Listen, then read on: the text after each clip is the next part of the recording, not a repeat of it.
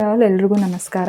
ಇವತ್ತಿನ ರೆಸಿಪಿ ಬಂದು ಬೆಂಡೆಕಾಯಿ ಪಲ್ಯ, ಚಪಾತಿ ಜೊತೆಗೆ ಒಂದು ಸಣ್ಣ ಚಟ್ನಿ ಪುಡಿ ಕೂಡ ಮಾಡ್ತಾ ಇದ್ದೀನಿ. ಅದು ಅಗಸೆ ಬೀಜ ಯೂಸ್ ಮಾಡ್ಕೊಂಡು, ಅಂದರೆ ಫ್ಲ್ಯಾಕ್ಸ್ ಸೀಡಲ್ಲಿ ಚಟ್ನಿ ಪುಡಿ ಮಾಡೋದು. ಹೇಗೆ ಮಾಡೋದು, ಇದಕ್ಕೆ ಏನೇನು ಇಂಗ್ರೀಡಿಯೆಂಟ್ಸ್ ಬೇಕು ಅಂತ ನೋಡ್ಕೊಂಬರೋಣ. ಇಲ್ಲಿ ಬೇಕಾಗಿರೋ ಇಂಗ್ರೀಡಿಯೆಂಟ್ಸು, ಫಸ್ಟು ಅಗಸೆ ಬೀಜದ ಚಟ್ನಿ ಪುಡಿಗೆ ನಾನಿಲ್ಲಿ ಒಂದು 1/4 kg ಅಗಸೆ ಬೀಜನ ಚೆನ್ನಾಗಿ ಹುರಿದಿದ್ದೀನಿ. ಹುರಿಯುವಾಗ ನಮಗೆ ಸಿಡಿಯೋ ಥರ ಸೌಂಡ್ ಬರುತ್ತೆ. ಸೊ ಅಲ್ಲಿವರೆಗೂ ಚೆನ್ನಾಗಿ ಹುರ್ಕೋಬೇಕು. ಕೆಂಪಾಗೋ ಥರ ನೀಟಾಗಿ ಹುರಿದು ಸ್ವಲ್ಪ ತಣ್ಣಗಾಗಕ್ಕೆ ಬಿಡಬೇಕು. ಸೊ ನಾನಿಲ್ಲಿ ಹುರಿದಿಟ್ಟಿದ್ದೀನಿ ಆಲ್ರೆಡಿ. ಇದಕ್ಕೆ ಉಪ್ಪು, ಖಾರದ ಪುಡಿ, ಜೀರಿಗೆ, ಒಂದು 3ರಿಂದ 4 ಜವಾರಿ ಬೆಳ್ಳುಳ್ಳಿ, ಜೊತೆಗೆ ಒಂದು ಗೋಲಿ ಗಾತ್ರದ ಹುಣಸೆಹಣ್ಣು. ನೆನೆಸ್ಕೋಬಾರ್ದು, ಇದು ಹಾಗೆ ಹಾಕಬೇಕು. ಡ್ರೈ ಚಟ್ನಿ ಪುಡಿ, ಸ್ವಲ್ಪ ಬೆಲ್ಲ. ಖಾರದ ಪುಡಿನೂ ಅಷ್ಟೇ, ನಾನಿಲ್ಲಿ 1 ಟೇಬಲ್ ಸ್ಪೂನಷ್ಟು ಖಾರದ ಪುಡಿ, 1 ಟೇಬಲ್ ಸ್ಪೂನಷ್ಟು ಸಣ್ಣ ಉಪ್ಪು ತೊಗೊಂಡಿದ್ದೀನಿ. ಇದನ್ನು ನೀರು ಹಾಕದೆ ಇದಿಷ್ಟನ್ನು ಗ್ರೈಂಡ್ ಮಾಡ್ಕೋಬೇಕು. ಸೊ ಇದು ಮಾಡ್ಕೊಳ್ಳೋಕ್ಕೆ ರೆಡಿ ಮಾಡೋಣ. ಸೊ ನಾನು ಇದು 1/4 kg ಅಗಸೆ ಬೀಜ ಏನಿದೆ ಅದನ್ನು ಜಾರ್ನ ನೀಟಾಗಿ ಒಣಗಿಸ್ಕೋಬೇಕು. ನೀರಿಲ್ಲದೆ ಇರೋ ಥರ ನೀಟಾಗಿ ನೋಡಿಕೊಂಡು ಪೂರ್ತಿ ಇದು ಅಗಸೆ ಬೀಜ ಏನು ಹುರ್ಕೊಂಡಿದ್ವಿ, ಅಗಸೆ ಬೀಜ, ಖಾರದ ಪುಡಿ, ಉಪ್ಪು, 1 ಟೇಬಲ್ ಸ್ಪೂನಷ್ಟು ಜೀರಿಗೆ, ಬೆಳ್ಳುಳ್ಳಿ, ಹುಣಸೆಹಣ್ಣು, ಬೆಲ್ಲ ಏನಿತ್ತು ಇದು.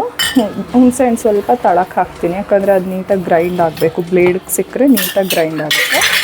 ಸೊ ಇದನ್ನ ನೀರು ಹಾಕದೆ ರುಬ್ಬೋಣ. ಸೊ ಇದನ್ನ ರುಬ್ಬಿದ್ದೀನಿ. ಇದು ಸ್ವಲ್ಪ ಮದ ಅನ್ನಿಸ್ತಾ ಇದೆ ಇವಾಗ. ಅದಕ್ಕೆ ನಾನು ಇನ್ನೂ ಸ್ವಲ್ಪ ಬೆಲ್ಲ ಸೇರಿಸಿ ಇದನ್ನ ಮತ್ತೆ ಮಿಕ್ಸಿ ಮಾಡ್ತಿದ್ದೀನಿ. ಸೊ ಈಗ ಅಗಸೆ ಬೀಜ ಚಟ್ನಿ ಪುಡಿ ರೆಡಿ ಆಯಿತು. ಸೊ ನಾವು ನೆಕ್ಸ್ಟು ಬಂದು ಬೆಂಡೆಕಾಯಿ ಪಲ್ಯ ಮಾಡಬೇಕು. ಸೊ ಈಗ ಬೆಂಡೆಕಾಯಿ ಪಲ್ಯಕ್ಕೆ ಬೇಕಾಗಿರೋ ಇಂಗ್ರೀಡಿಯೆಂಟ್ಸು, ನಾನಿಲ್ಲೊಂದು 2 ಬೌಲ್, ಅಂದರೆ ಇವಾಗ ಇದು 1 ಬೌಲಲ್ಲಿ ತೆಂಗಿನಕಾಯಿ ತೊಗೊಂಡಿದ್ದೀನಿ. ಸೊ ಈ ಬೌಲ್ ಮೆಜರ್ಮೆಂಟ್ಗೆ 2 ಬೌಲು ಬೆಂಡೆಕಾಯಿನ ಸಣ್ಣಗೆ ಕಟ್ ಮಾಡಿ ಸ್ವಲ್ಪ ಎಣ್ಣೆ ಹಾಕಿ ಫ್ರೈ ಮಾಡ್ಕೊಂಡಿದ್ದೀನಿ. ಸೊ ಇದಕ್ಕೆ ಒಗ್ಗರಣೆಗೆ ಸಾಸಿವೆ, ಜೀರಿಗೆ, ಈರುಳ್ಳಿ, 1 ದೊಡ್ಡ ಸೈಜ್ ಈರುಳ್ಳಿ ಸಣ್ಣ ಕಟ್ ಮಾಡಿರೋದು, 2 ಮೀಡಿಯಮ್ ಸೈಜ್ ಟೊಮೊಟೊ ಸಣ್ಣ ಕಟ್ ಮಾಡಿರೋದು, 1 ಬೌಲ್ ತೆಂಗಿನಕಾಯಿ, ಇದು ತುಂಬ ಖಾರ ಇದೆ ಖಾರದ ಪುಡಿ, ಅದಕ್ಕೆ ನಾನು ಬರೀ 1 ಟೇಬಲ್ ಸ್ಪೂನ್ ತೊಗೊಂಡಿದ್ದೀನಿ. ಖಾರ ಕಮ್ಮಿ ಇದ್ದರೆ 1.5 ಟೇಬಲ್ ಸ್ಪೂನ್ ಖಾರದ ಪುಡಿ ತೊಗೋಬೋದು. ರುಚಿಗೆ ಉಪ್ಪು ಮತ್ತು ಒಗ್ಗರಣೆಗೆ ಎಣ್ಣೆ. ಇವಾಗ ಬೆಂಡೆಕಾಯಿ ಪಲ್ಯಕ್ಕೆ ಒಗ್ಗರಣೆ ಮಾಡೋಣ. ನಾನು ಇಲ್ಲೊಂದು ಪ್ಯಾನ್ಗೆ ಕಾಯಕ್ಕಿಟ್ಟು, ಪ್ರೀ ಹೀಟ್ ಮಾಡೋಕ್ಕಿಟ್ಟು 3 ಟೇಬಲ್ ಸ್ಪೂನ್ ಎಣ್ಣೆ ಹಾಕಿದ್ದೀನಿ. ಬೆಂಡೆಕಾಯಿ ಕೂಡ ಎಣ್ಣೆಲೇ ಹುರ್ಕೊಂಡಿರೋದ್ರಿಂದ ಸ್ವಲ್ಪ ಎಣ್ಣೆ ಕಮ್ಮಿನೇ ಹಾಕ್ಕೋಬೇಕು.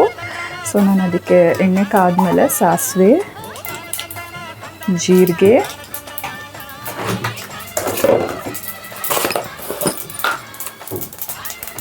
ಒಂದು 5-6 ಹೆಸರು ಕರಿಬೇವು, ಅದಕ್ಕೆ ಕಟ್ ಮಾಡಿಟ್ಟಂಥ ಈರುಳ್ಳಿ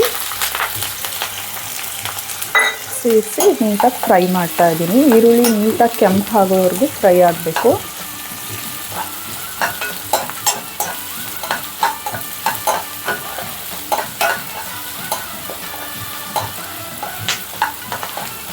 ಈರುಳ್ಳಿ ಫ್ರೈ ಆದಮೇಲೆ ಇದಕ್ಕೆ ಟೊಮೊಟೊ ಸೇರಿಸ್ತಾ ಇದ್ದೀನಿ.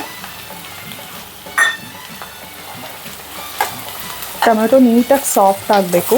ಇದು ಸ್ವಲ್ಪ ಸಾಫ್ಟ್ ಆಗೋವರೆಗೂ ನೀಟಾಗಿ ಕೈ ಆಡಿಸಿ ನಾನು ಲಿಡ್ ಕ್ಲೋಸ್ ಮಾಡಿ 2 ಮಿನಿಟ್ಸ್ ಬಿಡ್ತೀನಿ. ನಾನಿಲ್ಲೊಂದು 2 ಮಿನಿಟ್ಸ್ ಬಿಟ್ಟಿದ್ದೆ. ಇದು ನೀಟಾಗಿ ಟೊಮೆಟೊ ಫುಲ್ ಕಂಪ್ಲೀಟ್ ಸ್ಮ್ಯಾಶ್ ಮಾಡಿ. ಸೊ ಇವಾಗಿದು ಟೊಮೆಟೊ ಚೆನ್ನಾಗಿ ಮಾಗಿದೆ. ಇದಕ್ಕೆ ಕಟ್ ಮಾಡಿ ಹುರ್ಕೊಂಡಿರೋ ಅಂಥ ಬೆಂಡೆಕಾಯಿ ಸೇರಿಸ್ತಾ ಇದ್ದೀನಿ.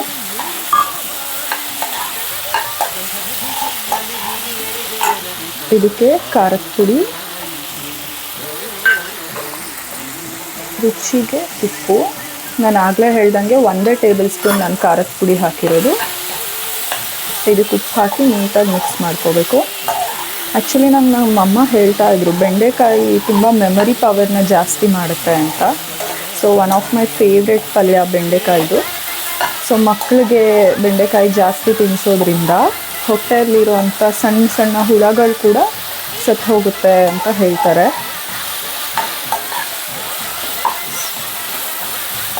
ಸೊ ಈ ಪಲ್ಯ ಜೊತೆಗೆ ಇದಕ್ಕೆ 1 ಬೌಲ್ ತೆಂಗಿನಕಾಯಿ ಸೇರಿಸಿ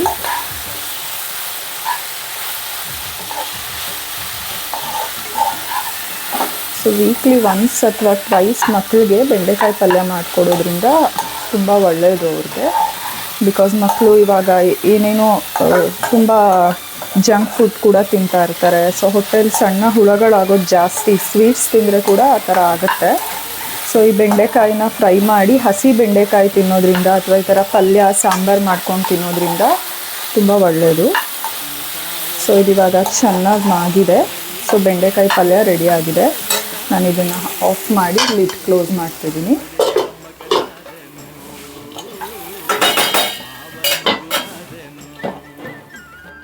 ಸೊ ನಾನಿಲ್ಲಿ ಆಲ್ರೆಡಿ ಚಪಾತಿ ಹಿಟ್ಟನ್ನ ಈ ಹದಕ್ಕೆ ಕಲಸಿಟ್ಟಿದ್ದೆ. ಇದು ಒಂದು 10-15 ಮಿನಿಟ್ಸ್ ಆಲ್ರೆಡಿ ನೆಂದಿದೆ. ಇದನ್ನು ಇವಾಗ ಚಪಾತಿ ಲಟ್ಸ್ಕೊಳ್ಳೋಣ. ಸೊ ನಾನಿಲ್ಲಿ ಎಲ್ಲ ಚಪಾತಿನೂ ಲಟ್ಸಿದ್ದೀನಿ. ಸೊ ಇದನ್ನು ಸುಟ್ಕೋಬೇಕು. ಇಲ್ಲಿ ನಾನು ಆಲ್ರೆಡಿ ಹಂಚು ಕಾಯಕ್ಕಿಟ್ಟಿದ್ದೆ. ಇವಾಗ ಹಂಚು ಕಾದಿದೆ. ಇದಕ್ಕೆ ಚಪಾತಿ ಹಾಕಿ ಎಲ್ಲ ಚಪಾತಿನೂ 2 ಸೈಡು ನೀಟಾಗೆ ಸುಡ್ತೀನಿ. ಆ್ಯಕ್ಚುಲಿ ನಾನು ಇದು ಹಿಟ್ಟು ಕಲಿಸುವಾಗನೇ ನಾನು ಎಣ್ಣೆ ಮತ್ತು ಉಪ್ಪು ಹಾಕಿ ಕಲಿಸಿದ್ದೀನಿ. ಬಿಸಿ ನೀರಿಂದ ಹಿಟ್ಟು ಕಲಿಸಿರೋದು. ಅದಕ್ಕೆ ನಾನು ಮತ್ತೆ ಮೇಲೆ ಎಣ್ಣೆ ಹಾಕ್ತಾಯಿಲ್ಲ ಇವಾಗ. ಸೊ ಹಾಗೆ 2 ಸೈಡೂ ನೀಟಾಗಿ ಸುಡ್ತೀನಿ. ಸೊ ಚಪಾತಿ ರೆಡಿಯಾಗಿದೆ, ಸರ್ವ್ ಮಾಡೋಣ. ಸೊ ನಾನಿಲ್ಲಿ ಚಪಾತಿ, ಬೆಂಡೆಕಾಯಿ ಪಲ್ಯ, ಅಗಸೆ ಬೀಜ ಚಟ್ನಿ ಪುಡಿ. ಈ ಚಟ್ನಿ ಪುಡಿಗೆ ತುಪ್ಪ ಅಥವಾ ಎಣ್ಣೆ ಹಾಕ್ಕೊಂಡು ತಿಂದರೆ ಟೇಸ್ಟ್ ತುಂಬ ಚೆನ್ನಾಗಿರುತ್ತೆ. ನಾನಿಲ್ಲಿ ತುಪ್ಪ ಹಾಕ್ತಾಯಿದ್ದೀನಿ. ಸೊ ಇವಾಗ ಬೆಂಡೆಕಾಯಿ ಪಲ್ಯ, ಚಪಾತಿ, ಅಗಸೆ ಬೀಜದ ಚಟ್ನಿ ಪುಡಿ ರೆಡಿಯಾಗಿದೆ. ಸೊ ನೀವು ಒಂದ್ಸರಿ ಟ್ರೈ ಮಾಡಿ ಹೇಗೆ ಬಂತು ಅಂತ ಕಮೆಂಟ್ ಮಾಡಿ ತಿಳಿಸಿ. ನೆಕ್ಸ್ಟ್ ಇನ್ನೊಂದು ರೆಸಿಪಿ ಜೊತೆ ಸಿಗ್ತೀನಿ. ಅಲ್ಲಿವರೆಗೂ ಥ್ಯಾಂಕ್ ಯು, ಬಾಯ್ ಬಾಯ್.